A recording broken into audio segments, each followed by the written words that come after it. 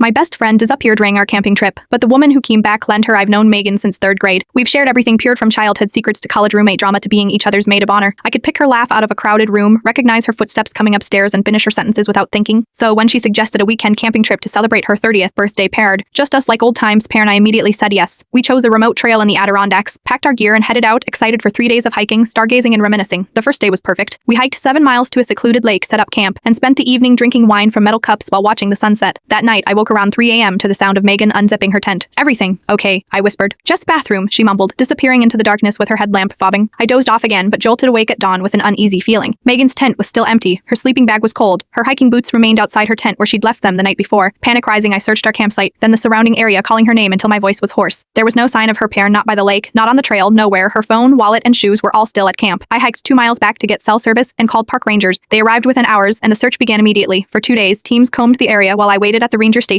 sick with worry. On the 3rd day, as I was speaking with the search coordinator, a ranger burst in. "We found her," he said, his expression unreadable. "She's walking back on the main trail. She's walking back on the main trail, physically fine." Relief flooded through me. When they brought her in, I ran to hug her parent, but something made me stop short. She was wearing Megan's clothes, had Megan's face, Megan's voice, but the way she held herself was different. "Emma," she said, seeing me. "Thank God, I got so lost." She hugged me, but her arms felt stiff, mechanical. The ranger said she was dehydrated, but otherwise healthy. No injuries. She claimed she'd gotten disoriented in the dark and spent 2 days trying to find her way back. It was plausible, but on the drive home she asked me to remind her of our address. Brain still foggy, she laughed, but Megan had lived in that apartment for 6 years. At home she didn't remember which key opened our front door. She slept on the wrong side of her bed. She put sugar in her coffee, like Megan had always taken it black. When I showed her our old photo albums trying to jog her memory, she smiled at pictures from our high school graduation. "That was such a fun day," she said, but Megan had been hospitalized with appendicitis on graduation day. I started testing her pert, subtle questions about shared memories, inside jokes, her childhood dog's name. She got some right like she'd studied for a test, but missed details only the real Megan would know. One night I woke to find her standing in my doorway just watching me sleep. When I asked what she was doing, she said, "Just checking on you," in a voice that wasn't quite right. "I've started locking my bedroom door yesterday." I found her scrolling through Megan's entire photo history on social media, studying the images with intense concentration. When she saw me watching, she quickly closed the laptop and said she was just reminiscing. I don't know what happened in those woods or who came back with me. The doctors say trauma can change people, that memory loss is normal after extreme stress. Maybe that's all this is, but sometimes I catch her staring at her own reflection with a puzzled expression, like she's trying to recognize herself. And last night I heard her practicing Megan's laugh in the bathroom over and over until it sounded almost right, almost real.